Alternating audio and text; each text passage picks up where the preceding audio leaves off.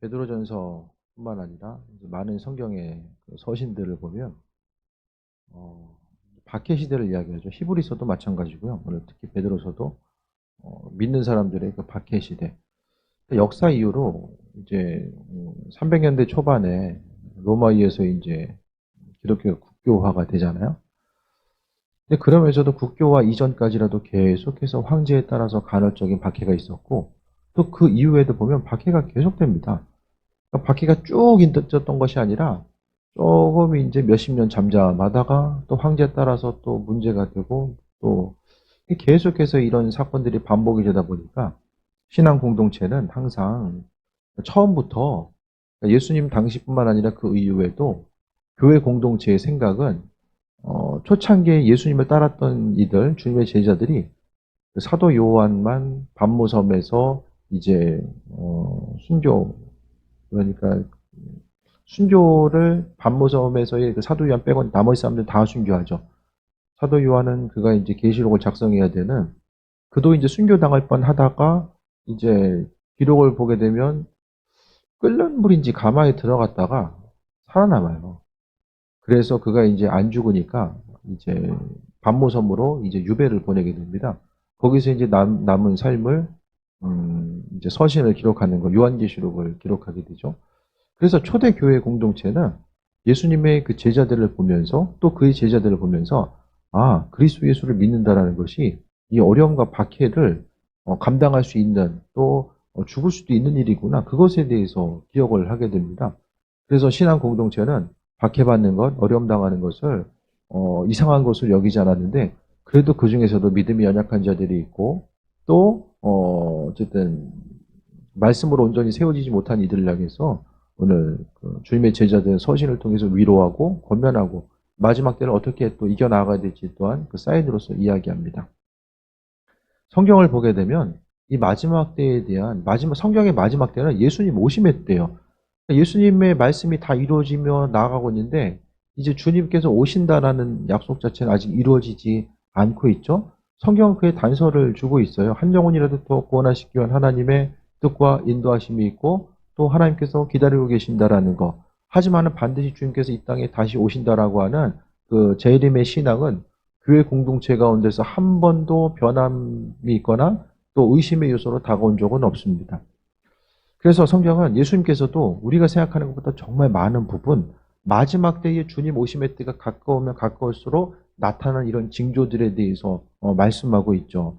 그러면서 이 성경에 말하는 사인들은 시간이 가면 갈수록, 제가 몇 번 말씀드렸었는데요. 시간이 지나가면 지나갈수록 하나둘씩 발견이 돼요. 그래서 예를 들어서 가장 대표적인 것이 이스라엘의 건국이죠. 이스라엘이 건국될 거라고는 아무도 상상을 못했어요. 갑자기 뜬금없이 나라가 생긴 거예요. 그것도 외부에 있어서 모였던 사람들에 의해서 이스라엘 민족들이 흩어져 있다가 나라 건국한다고 하니까 전 세계에 흩어져 있었던 디아스포라, 유대인들이 다 이제 많은 부분 돌아오게 되죠. 그들은 과거에 출애굽의 사건뿐만 아니라 그 포로로 잡혀갔다가 다시 돌아와서 나라를 회복했었던 그것 또한 기억하면서 하나님의 약속의 때를 생각하면서 돌아오게 됩니다. 갑자기 나라와 민족이 생겨져요. 그래서 이스라엘 민족들이, 이스라엘이라는 나라 자체가 건국되기 전에는 성경에서의 하나님 이스라엘 회복은 믿는 신앙인들 얘기하는 걸 거야. 예수님 믿는 사람들이 아브라함의 후손이고 나라가 이제 그 사람들을 통해서 하나님 나라가 이어진다라는 그 얘기일 거야라고 생각을 했는데, 이스라엘이 막상 건국되다 보니까 이제 성경의 해석이 좀 다르게 나타날 수밖에 없는 거예요.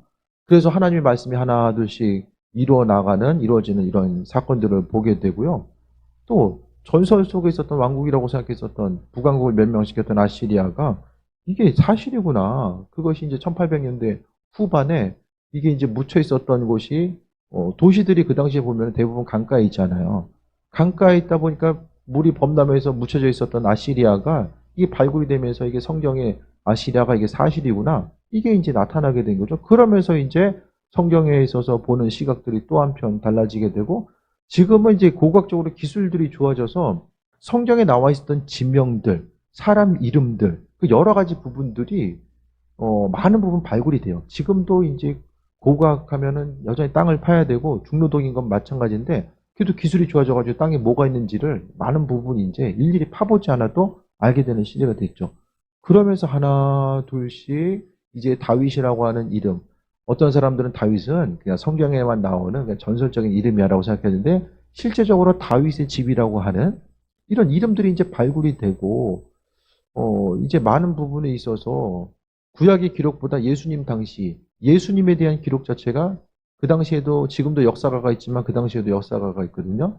뭐 요세푸스라고 하는 그런 역사가 유명한 역사가들이 예수님에 대해서 제자들에 대해서 기록한 것들이 이제 지금도 성경을 뒷받침해 줄 수 있는 이제 보조 자료로 사용이 되죠.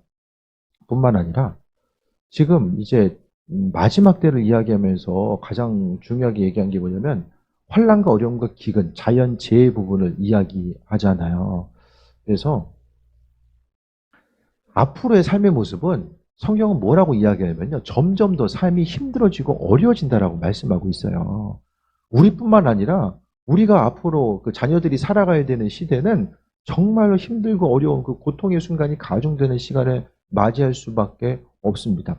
한 20년 전만 해도요.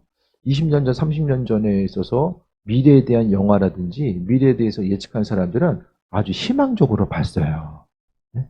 비행기는 뭐 발달이 돼가지고 우리나라에서 미국까지 한 1시간이면 간다부터 시작을 해가지고 뭐 농업 기술의 발달로 인하여서 자연재해가 있어도 먹고 사는데 아무 지장이 없고 옛날 같으면 암은 예전에 그런 나왔던 기사들을 보면 암은 지금 다 정복이 됐어야 돼요. 이미 전부 다. 그런 생각 안 하셨어요, 예전에? 아, 내가 좀 나이 좀 어느 정도 들 때쯤 되면 암은 없어지겠지라는 생각을 다 한 번쯤은 하셨을 거예요. 그런데 지금의 모습을 통해 보게 되면 이제 그 대표적인 것이 할리우드 영화라고 말씀드렸잖아요. 그래서 영화가 이제 소설도 그렇고 영화 시나리오 이 모든 것들이 다 역사학자들이 이제 그러니까 미래학자들이 다 연구하고 한 것을 이제 근거로 해서 보게 되면 최근에 나온 영화 중에서 최근이라고 하면은 10년 이상, 15년 아니 20년까지도 갈게요. 20년을 생각했을 때 20년 안쪽에 미래가 희망적으로 그려지고 있는 조금 물론 어두움을 많이 이야기하지만이 좀 영화로서 좀 드라마틱한 스토리가 있기 때문에 그런 부분도 분명 있을 거예요. 하지만 앞으로의 미래를 봄에 있어서 희망적인 요소를 발견할 수 있는 부분들이 있습니까? 있어요? 기억에 남는 거 하나는 엘리슘이라고 하는 영화가 있는데 이제 뭐 보세요. 잘 사는 사람들은 하늘에 떠 있어요. 그래서 거기서는 좀 사는 집들은 다 공중에 떠 있고 지상은 거의 뭐 지옥과 마찬가지예요. 먹고 살기 정말 힘들고 질병을 치유할 수 없고 그 위에 있는 사람들이 모든 질병을 치유할 수 있는 기계가 있어가지고 그맷 데이먼 나온 영화나 한번 보세요.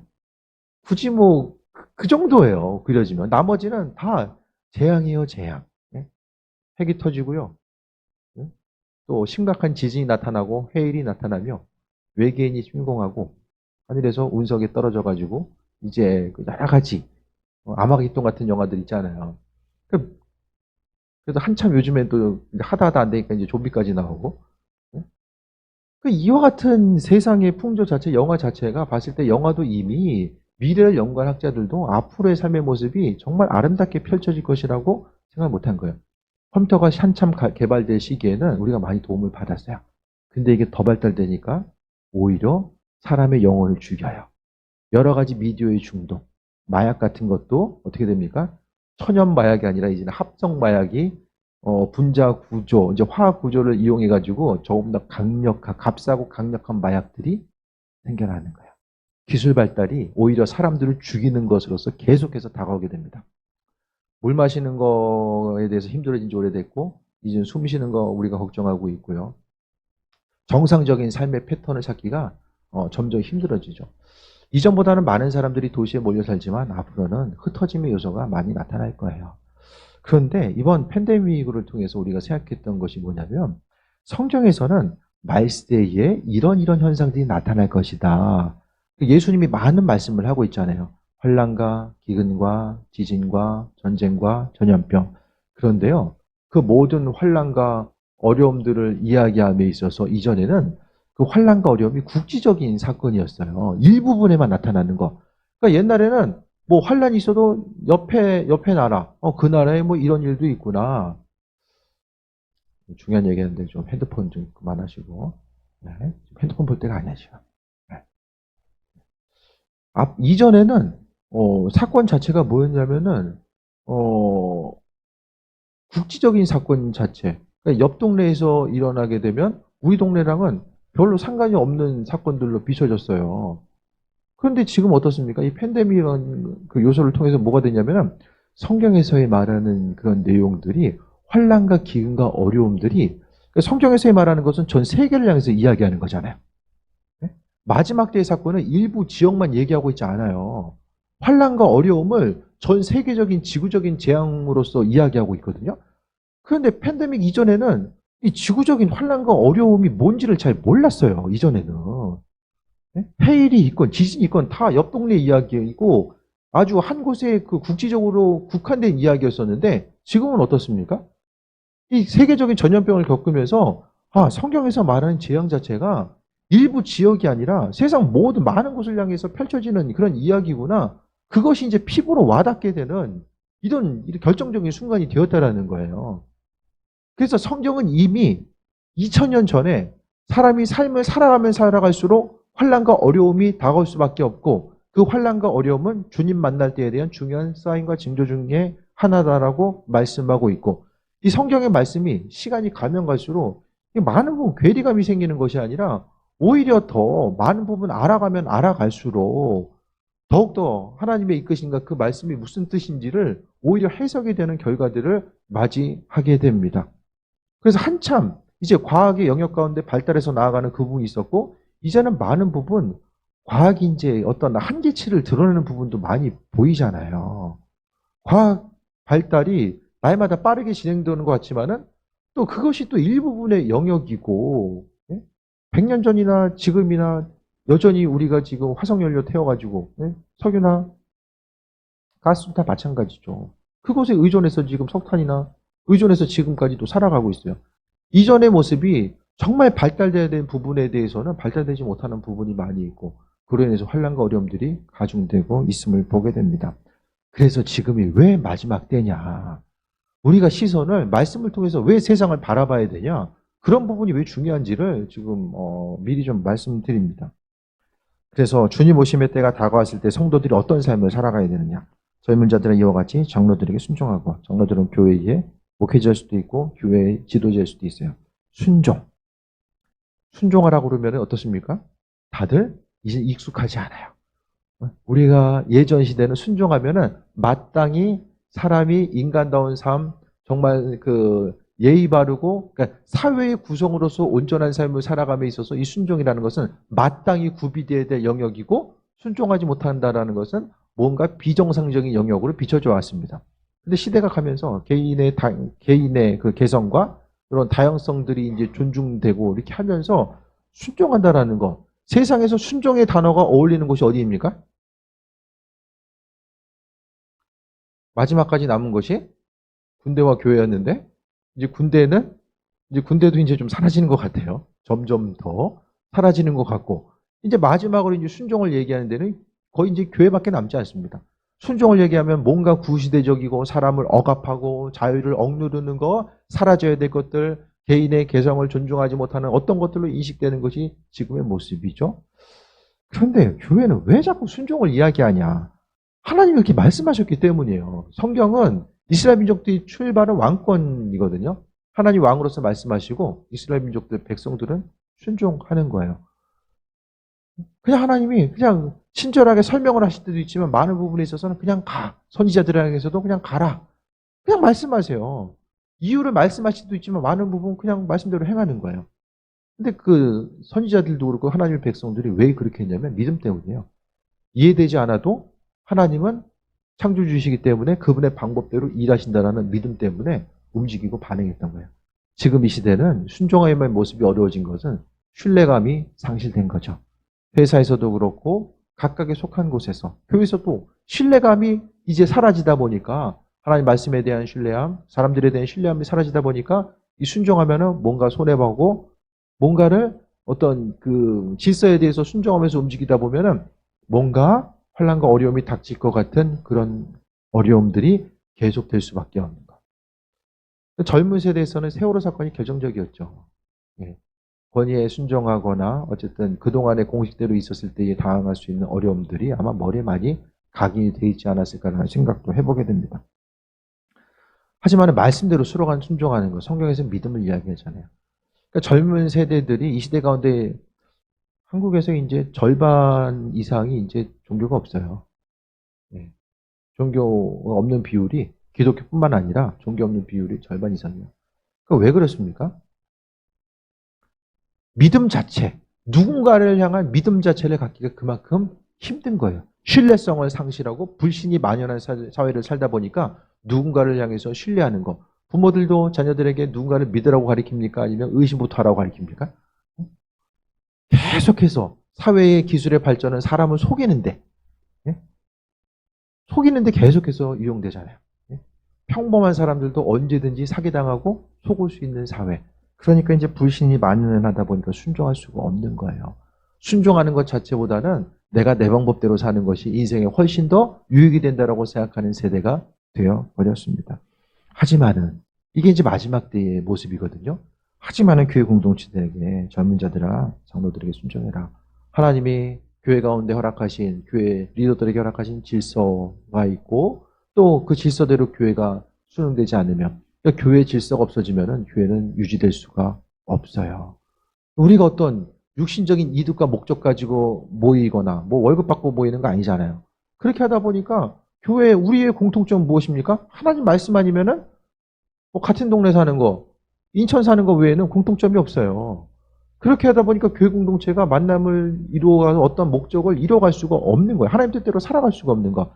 그러니까 그리스도 예수 주님께서 말씀하신 바탕 자체가 말씀에 대한 순종과 질서를 부여하셨기 때문에 그 질서에 하나님 말씀에 순종하고 질서에 순종하지 않으면은 우리가 내 생각과 관점 가지고는 교회 공동체는 절대로 이루어질 수가 없습니다. 그냥 분열과 다툼만이 있을 수밖에 없는 거예요. 그래서 교회가 믿음이 중요한 게 뭐냐면 내가 교회의 질서, 하나님 말씀에 대한 질서에 순종했을 때에 하나님의 방법대로 이루신다라는 것에 대한 믿음이 있으면은 그 질서에 순응이 돼요. 내 생각대로 살지 않는 것이 말씀대로 사는 것이 유익이다라는 확신이 생기면 질서에 순종하면서 살아갈 수 있게 됩니다.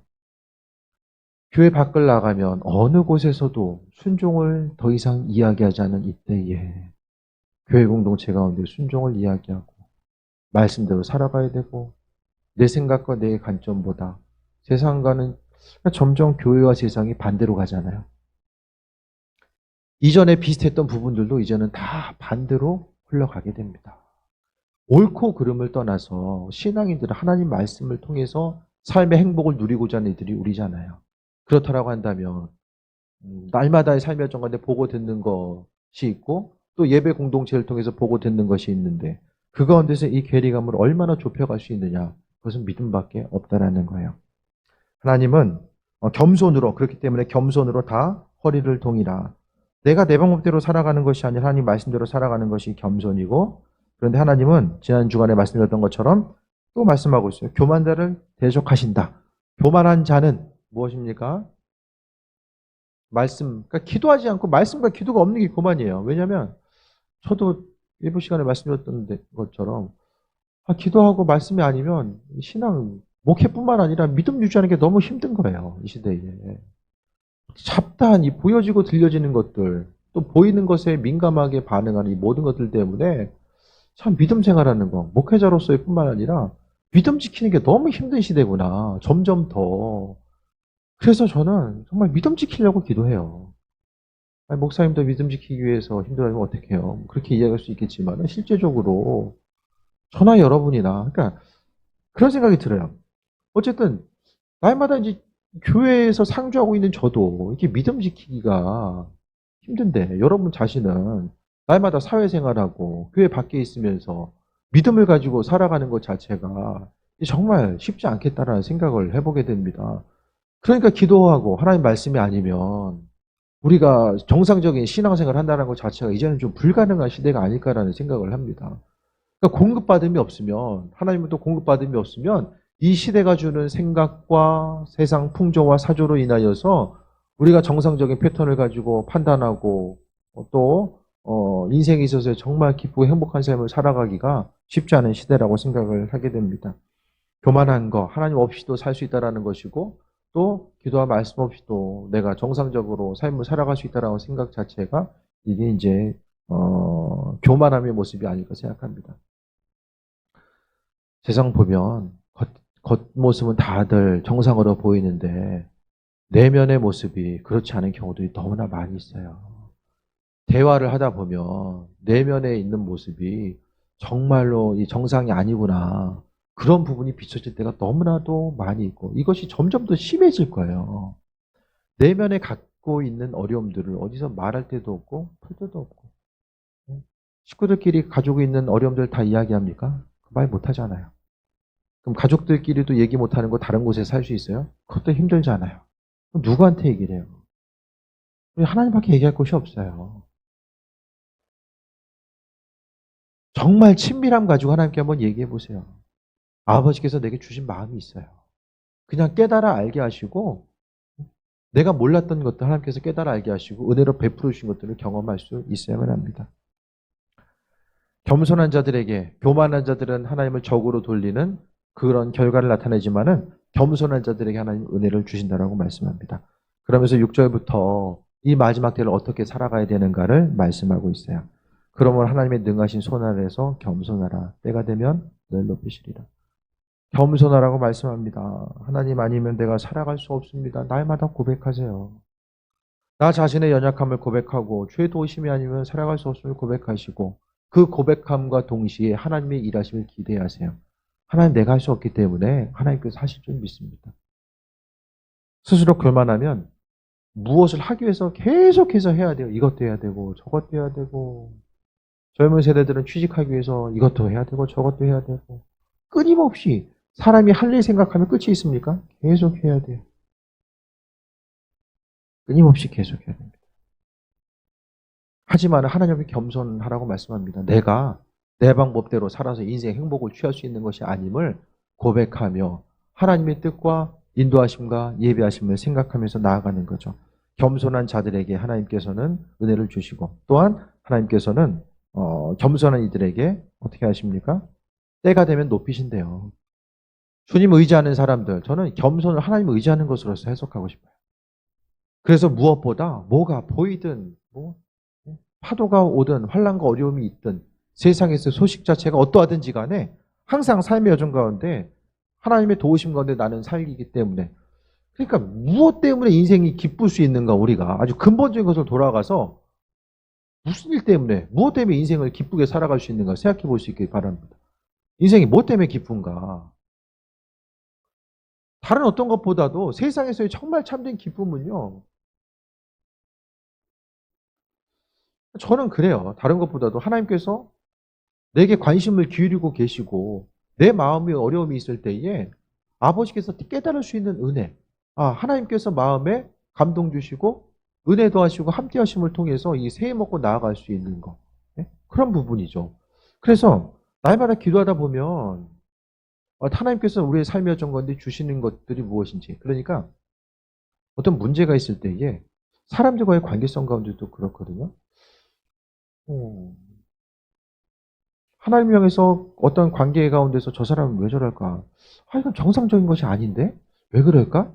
그것에 대해 생각했을 때에 기도하지 않을 때는 저 사람 문제구나 했는데 기도하면서 하나님께서 또 주신 마음은 저 문제가 나 때문에 저런 문제가 생길 수도 있겠구나. 그런 마음을 좀 주시더라고요. 어제도. 어제 이해되지 않는 상황이 있을 때에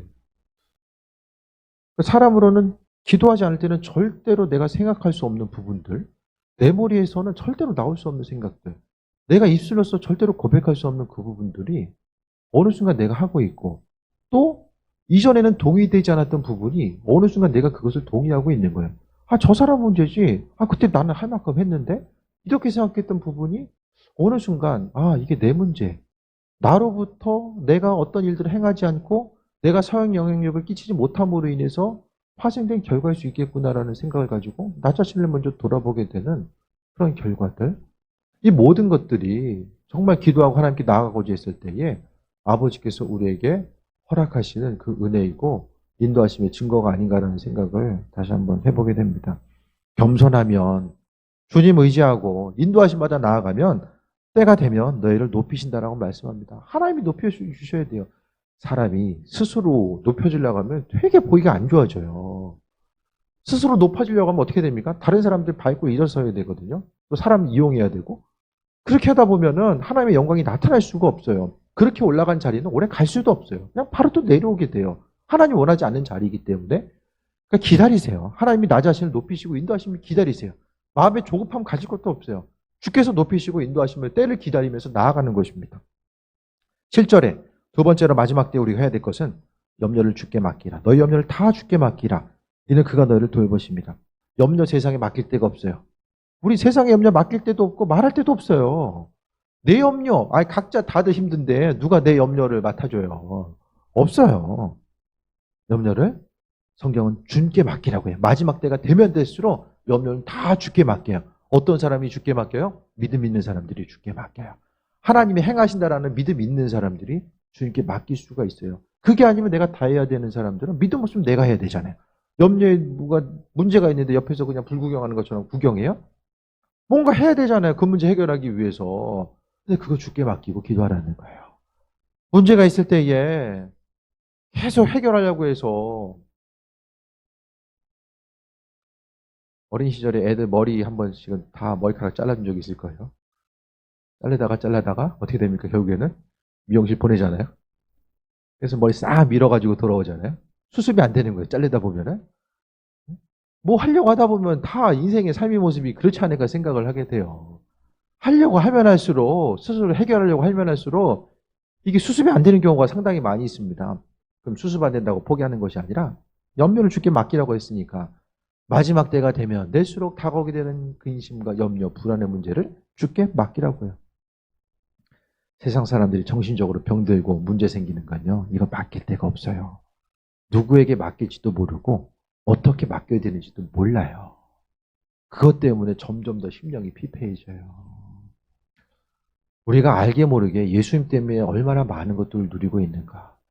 경제적인 거, 육신의 건강을 떠나서 우리의 마음 가운데 주님께서 얼마나 많은 것들을 허락하시고 그분의 존재감으로 인해서 우리가 많은 것들을 치유되고 회복받고 나아가고 있는가를 생각해 보세요.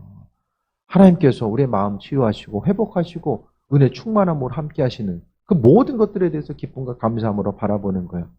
그래서 하나님이 우리에게 뭘 해주셨기 때문이 아니라 그냥 그분의 존재감만으로도 우리에게 있어서 기쁨과 평안함의 요소로 다가오게 됩니다. 8절에 근신하라 깨어라. 너희 대적 마귀가 오는 사자같이 두루다니며 삼킬 자를 찾나니. 마귀가 지금 풀어져서 지금 활동하잖아요. 근데 예수님 오심의 때가 다가오면 다가올수록 예수님 때에 다시 오시면 예수님 다시 오실 때에 사단은 이제 지옥에 갇혀요. 활동하는 시대가 끝나는 거예요. 그러니까 급하잖아요. 그러니까 지옥에 끌고 가기 위해서 한 영혼을 이제 찾는 거예요. 그래서 마지막 때에는 더 믿음을 버리는 사람들의 숫자가 많아지고요. 세상 다른 것보다 돈을 의지하고 또 힘과 명예를 의지하는 사람들이 많아지게 됩니다. 그래서 사단이 두루 다니면서 삼킬 자, 사단은 혼자 가려고 하지 않아요. 그래서 함께 무리를 만들어서 이제 사단도 자신이 지옥에 갇힐 거라는 사실을 알고 있죠. 때가 다가오게 되니까 훨씬 더 아주 활발하게 움직이는 거죠. 그 어느 때보다도. 이제는 자신을 조금 더 드러내고 움직임의 때가 오는 거죠.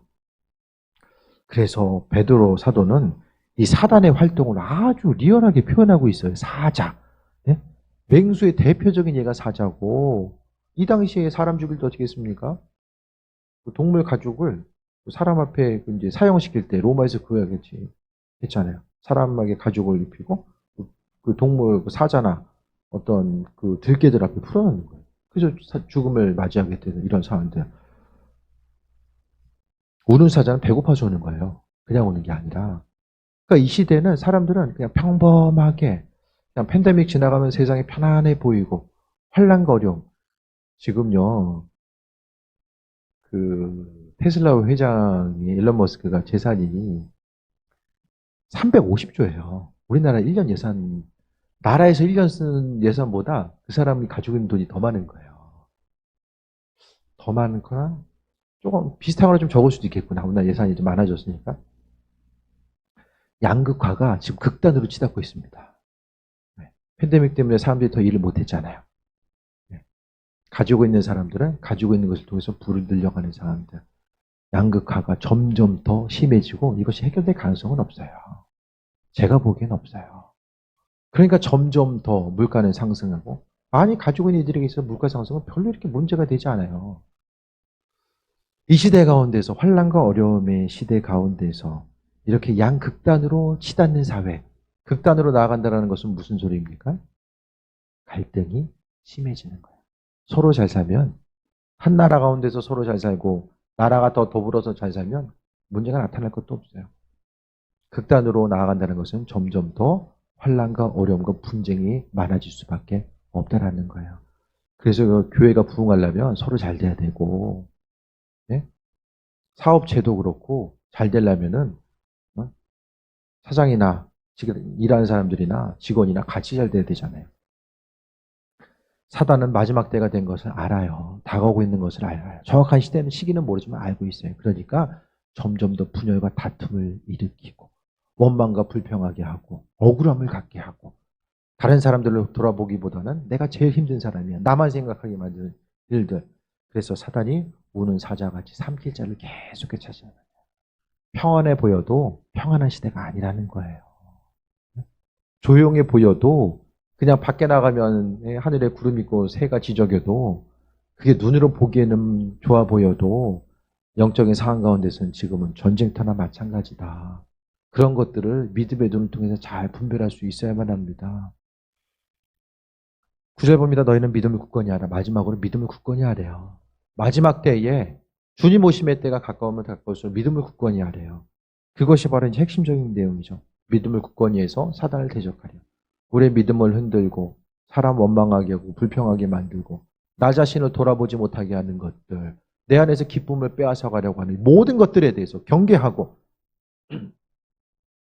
믿음을 굳건히 해야지만이 내 인생에서 환난과 어려움 하나님께서 해결하시고 내 삶의 주인 하나님 되시니까 그분이 하신다는 소망함이 있으니까 그러니까 결국 모든 문제는 믿음으로 해결하셔야 돼요. 육신의 건강함의 문제, 강건함의 문제, 또 삶을 통해서 만나게 되는 관계나 여러 가지 것들 다 믿음으로 해결해야 돼요. 그게 아니면 피곤해서 살 수가 없어요. 일일이 만나게 되는 여러 가지 어려움들 우리가 다 이겨나갈 수가 없다는 거예요. 그렇기 때문에 믿음을 굳건히 하래요. 마지막 때가 되면 될수록 믿음을 굳건히 하고 반대로 사단은 뭐합니까? 믿음을 흔들기 위해서 계속해서 환경을 통해서 또 기도했는데 환경이 이렇잖아. 끊임없이 그 생각을 불어넣는 거예요. 그래서 믿음으로 기도한다는 것이 어떤 하나님의 일하심에 대한 선한 기억보다는 했는데도 안 됐다라고 하는 또 하나의 아픔이 되게 만들고 신앙인들은 둘 중에 하나 선택을 해야 돼요. 하나님 나라 천국 백성으로서 하나님 몸에 살 거냐 여기서 다 이룰 것이냐. 세상에서의 소유가 부족해도 하나님 마음에 합한 자 그분 가운데 넉넉한 자 우리의 삶의 순간순간이 내일일지 모레일지 주님 만날 때가 1년 후일지 10년 후일지 아무도 모르잖아요. 근데 만난다는 건 알고 있는데 우리가 너무나 마음이 편해요. 삶에 있어서의 순간이 이 땅에서의 삶이 계속될 것처럼 생각하면서 살아갑니다. 이 세상에서도 누리고 싶고 천국에서도 누려야 되고 둘 다 누리려고 하는 거 그렇게 하지 마시고 믿음으로 사세요. 믿음으로 살면은 있어야 될 것들 우리가 환경 때문에 절망하지 않고 환경 때문에 눌리는 거 하나님 원치 않거든요. 우리가 있어야 될 것 필요한 것도 하나님의 방법대로 주신다고 약속하셨잖아요. 그 믿는 대로 약속을 믿는 사람들에게 하나님께서 은혜를 주세요. 그러니까 우리의 방법은 내 방법대로 살 거냐 믿음대로 살 거냐 그것만 정하면 돼요. 믿음대로 살길 원하시면 믿음에 행동하면서 사세요. 그럼 나머지 것들은 어떻게 합니까? 하나님 책임지시는 거죠. 내가 내 방법대로 살려고 하면 어떻게 됩니까?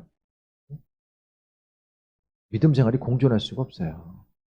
천국도 바라보면서 여기서도 누리려고 하고 모든 것들은 때가 되면 하나님께서 높여주신다고 말씀하고 있잖아요. 높이신다는 것에 대한 믿음 가지고 살 거냐. 그러니까 삶의 순간순간도 자녀들을 향해서도 그렇게 생각을 해요. 있는 거 없는 거 다 끌어다가 다 헌신하고 수고해서 더 많은 것을 해주고 그것보다는 저는 결혼 전부터도 생각했던 것이 하나님께서 해결하시고 인도하신다. 그들의 앞날은 하나님께서 일하신다. 우리가 더 많은 것을 물려줘봤자 수백억 물려줄 수 있는 거, 수십억, 수백억 줄 수 있는 것도 아니잖아요. 하나님이 하신다라는 소망감 가지고 살아가는 것이고. 그러니까 믿음으로 선택할 거냐, 아니면은 세상적인 방법 가지고 살아갈 거냐, 하나하나 다 모든 것이 다 선택의 문제입니다. 다 선택의 문제예요. 시대를 말씀을 통해 분별할 수 있었으면 좋겠습니다. 하나님의 성경 말씀이 보면 볼수록 목회자로서 또 말씀을 전공한 성서학자로서 봤을 때 성경을 통해서 목회의 현장을 돌아봤을 때에 이것저것 하나님 말씀이 시대 가운데 점점 더 이루어지고 있다는 것을 발견하게 돼요. 스스로 성경 말씀을 읽어보시면서 그 말씀이 정말인가? 이 시대 상황을 성경이 얼마큼 반영하고 있는가? 그것을 다시 한번 개별적으로 읽어보시면서 앞으로 삶의 방향성을 찾아보시고요. 그냥 가만히 내가 내 인생의 유익을 위해서 살고자 했을 때에 우리의 삶의 환경들은 절대로 내 인생에 있어서 유익으로 다가올 수 없다라는 거예요. 또 하나의 스트레스와 어려움으로 다가올 수밖에 없습니다. 분별하시고 사단에게 속지 마시고 믿음을 굳건하게 해서 대적하라고 하신 주님의 말씀에 의지해서 한 가지 분명한 건요. 주님 오심의 때가 얼마나 가까이 오든 성경에서 있어서 하나님이 우리를 향한 마음은 우리가 날마다 기쁘고 행복한 삶을 살기 원하신다라는 거예요. 세상 누구보다 우리가 행복한 삶, 주님 때문에 행복한 삶을 누리기 원하신다라는 거예요. 그 기쁨을 누리시고 이 땅 가운데 새해 먹고 달려가는 주의 은혜 때문에 새해 먹고 달려가는 귀한 삶 되시기를 축원드립니다. 기도하겠습니다. 아버지의 사랑과 인도하심에 감사드립니다. 모든 것이 다 하나님의 은혜임을 기억하게 하시고 또 아버지께서 베푸시고 인도하심의 뜻이 무엇인지를 깨달을 수 있도록 은혜 베풀어 주옵소서. 새 일을 이루실 주님을 찬양합니다. 아버지 하나님, 우리의 삶의 여정관에 날마다 주인 되셔서 일하시고 이 어둠의 때에 빛 대신 주님 붙들고 또 인생이 기쁘고 행복한 삶을 살아갈 수 있도록 은혜 베풀어 주옵소서. 이 시간 주님 주신 말씀이 마음속에 새겨지게 하시고 그 말씀을 통해서 하루하루 승리하는 삶을 살 수 있도록 은혜 베풀어 주옵소서. 예수님의 이름으로 기도드립니다. 아멘.